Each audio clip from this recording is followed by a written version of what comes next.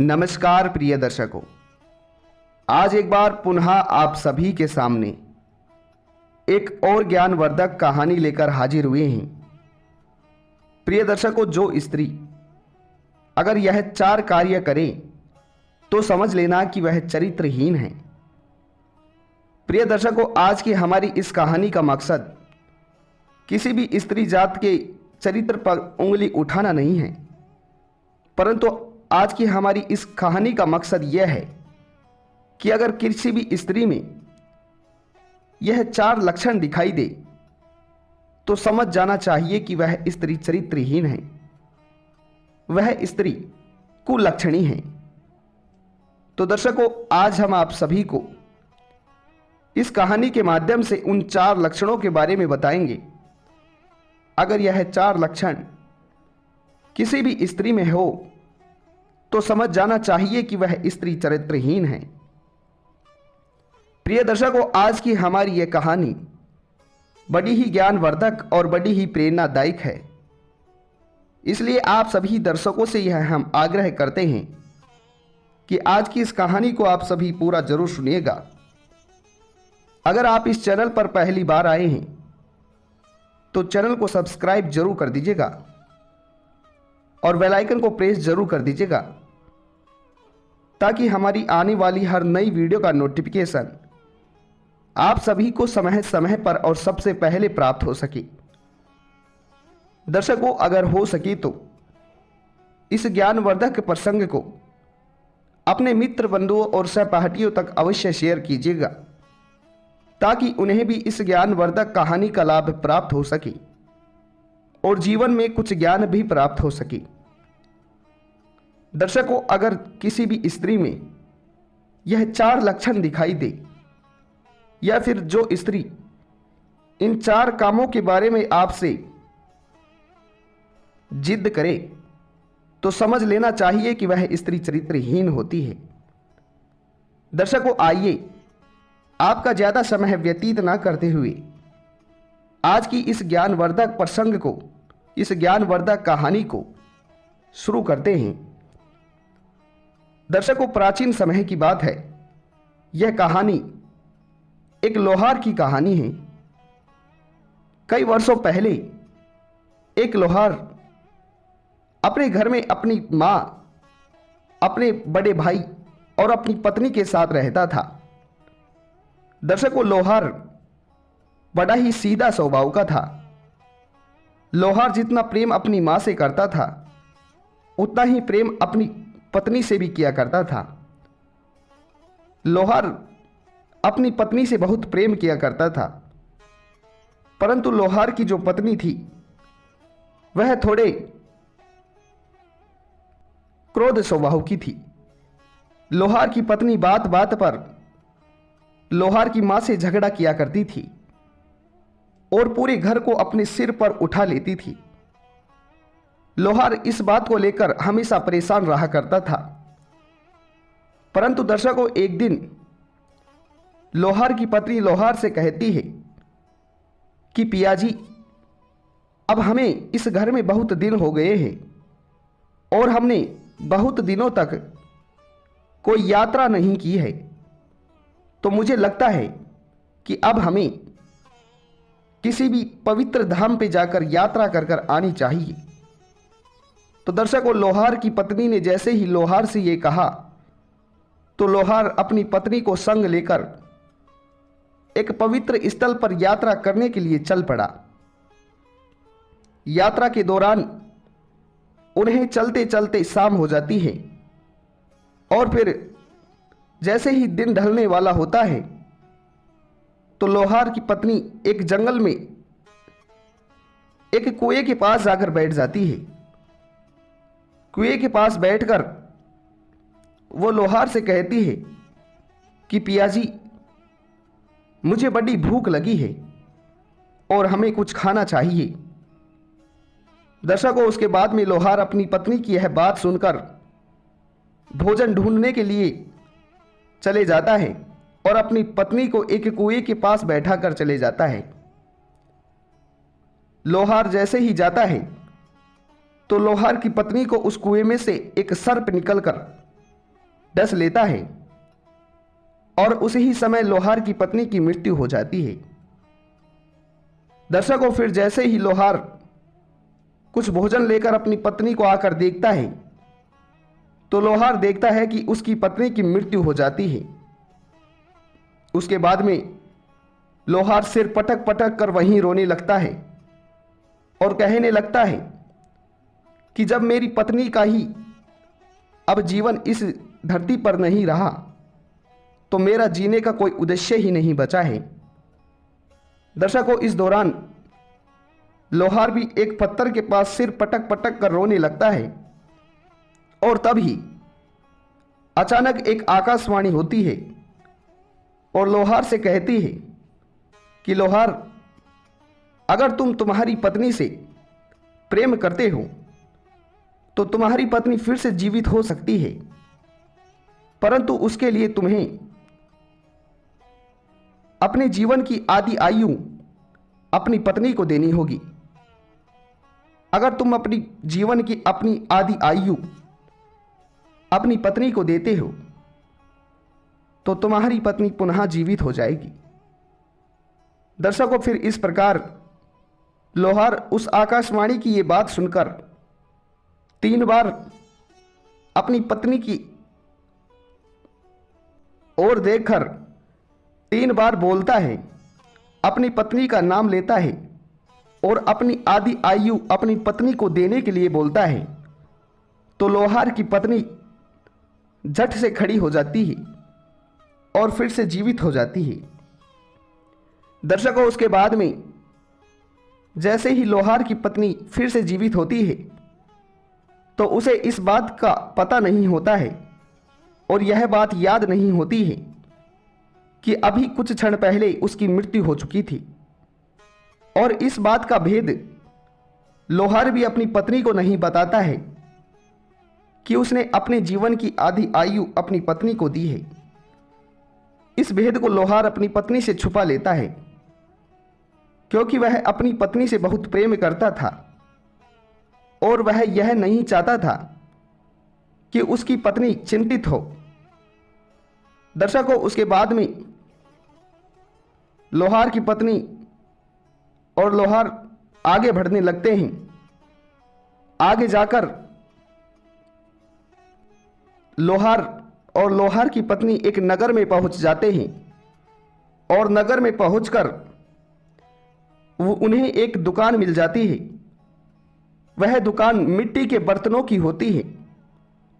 वहां पर पहुंचकर लोहार अपनी पत्नी को उस मिट्टी के बर्तनों वाली दुकान पर बिठा देता है और उस मिट्टी के बर्तन बना रहे उस दुकानदार को देखकर लोहार की पत्नी उस दुकानदार की तरफ आकर्षित हो जाती है। दर्शकों, उसके बाद में लोहार अपनी पत्नी को उस दुकान पर बिठाकर पुनः भोजन ढूंढने के लिए चले जाता है और वहीं जो दुकानदार था उससे लोहार की पत्नी कहती है कि हे दुकानदार, हे कुम्हार, तुम बहुत सुंदर मिट्टी के बर्तन बना रहे हो, परंतु मैं तुम्हारी इस कला को देखकर और तुम्हारे इस आकर्षक चेहरे को देखकर तुम्हारी ओर आकर्षित हो चुकी हूं और मैं तुम्हें प्रेम करने लगी हूं। इसलिए मैं तुमसे ये कहना चाहती हूं कि तुम भी मुझे स्वीकार कर लो, अन्यथा तुम्हारे ऊपर एक स्त्री की मृत्यु का पाप लगेगा। दर्शकों, उसके बाद में कुम्हार उस लोहार की पत्नी से कहता है, अगर ऐसी बात है तो मैं तुमसे प्रेम करने के लिए और विवाह करने के लिए तैयार हूं, परंतु तुम्हारा इतना सुंदर पति है और वह तुमसे प्रेम भी करता है, परंतु तुम मुझे क्यों पाना चाहती हो। दर्शकों, उसके बाद में लोहार की पत्नी लोहार से कहती है कि मैं कुम्हार से कहती है कि मैं तुमसे प्रेम करती हूं। मेरा पति बहुत भुलक्कड़ स्वभाव का है, इसलिए मैं तुम्हें ही अपना बनाना चाहती हूँ। और अब इस दुकान के बगल में जो खाई है, मैं उस खाई के बगल में जाकर खड़ी हो जाती हूँ। और फिर जैसे ही मेरा पति मुझे ढूंढते हुए उस खाई के पास आएगा, तो मैं मेरे पति को धक्का दे दूंगी और उसके वहीं प्राण चले जाएंगे। उसके बाद में तुम मुझसे विवाह कर लेना। दर्शकों, इस प्रकार लोहार की पत्नी कुम्हार से कहती है और फिर यह बात कहकर लोहार की पत्नी उस खाई के पास जाकर खड़ी हो जाती है। और फिर जैसे ही लोहार अपनी पत्नी के लिए भोजन लेकर आता है और उस कुम्हार दुकान वाले से पूछता है कि मेरी पत्नी कहाँ है, तो कुम्हार उस लोहार से कह देता है कि आपकी पत्नी उस खाई के पास है और ठंडी हवा, शीतल हवा खाने के लिए वहां पर जाकर खड़ी हुई है। दर्शकों, उसके बाद में लोहार अपनी पत्नी के लिए भोजन को हाथ में लेकर जहां पर उसकी पत्नी खाई के निकट खड़ी हुई थी, उसके ही बगल में जाकर खड़ा हो जाता है। उसके बाद में लोहार की पत्नी लोहार को बातों में लगा लेती है और फिर मौका पाते ही अपने ही पति को धक्का दे देती है और खाई में गिरा देती है।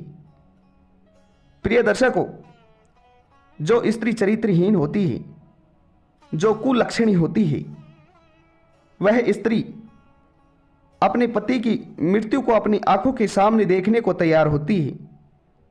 इसमें वह बिल्कुल भी भय नहीं करती है। इस प्रकार अपने पति को धक्का देकर वह लोहार की पत्नी उस कुम्हार के पास जाती है और कुम्हार से विवाह कर लेती है। दर्शकों, उसके बाद में कुम्हार और लोहार की वह पत्नी एक साथ रहने लगते हैं। और फिर एक दिन जब अचानक से उस खाई के पास एक आदमी जाता है और वहां पर जाकर देखता है, तो वह लोहार उसे घायल पड़ा हुआ मिलता है। उसके बाद में वह आदमी उस लोहार को एक अच्छे वैद्य के पास लेकर जाता है और कई दिनों तक उसका इलाज चलता है।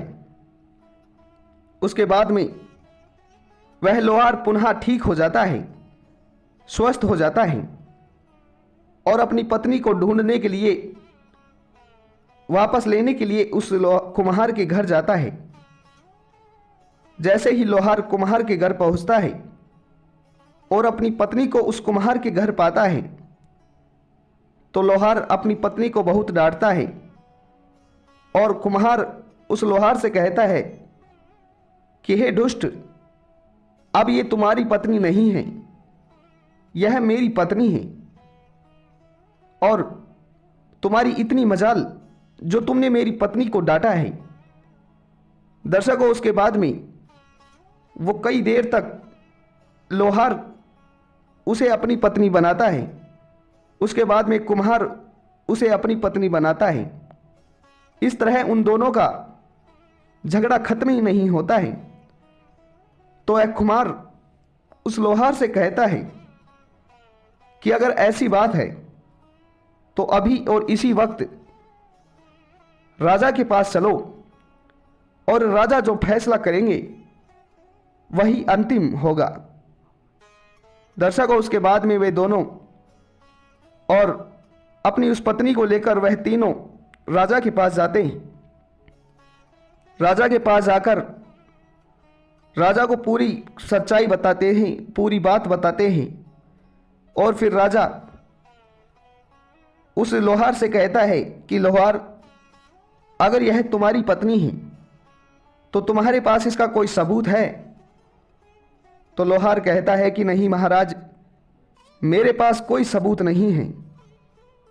दर्शकों, उसके बाद में जैसे ही वह राजा उस कुम्हार से कहता है कि तुम्हारे पास कोई सबूत है, तो कुम्हार उस राजा से कहता है कि महाराज, मेरे पास कोई सबूत नहीं है, परंतु यह स्त्री मेरी पत्नी मुझसे प्रेम करती है और आप इससे पूछ सकते हो यह भी मुझसे प्रेम करती है और यह मेरे ही साथ रहना चाहती है, और इससे बड़ा भला और सबूत क्या होगा।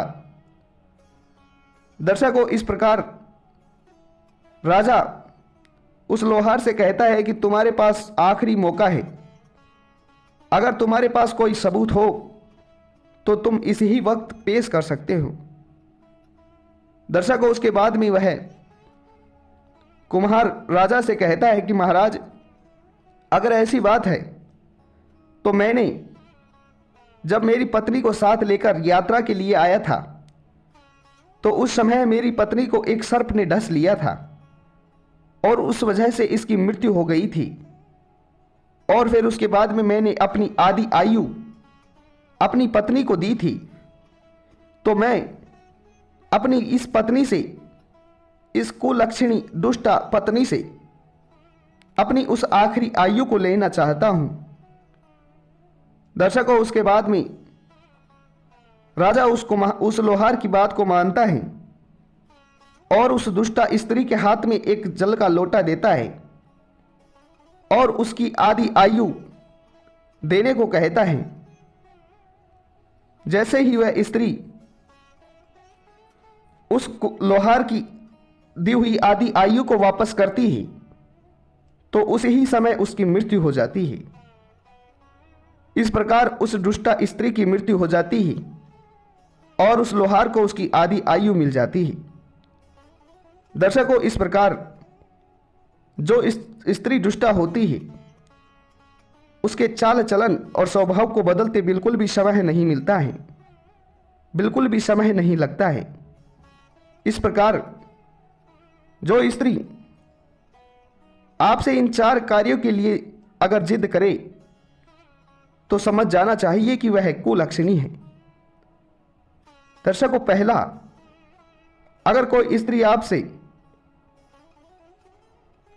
आपको कहीं दूर भेजने के लिए जिद करे तो समझ जाना चाहिए कि इसके पीछे कोई और गहरा राज है।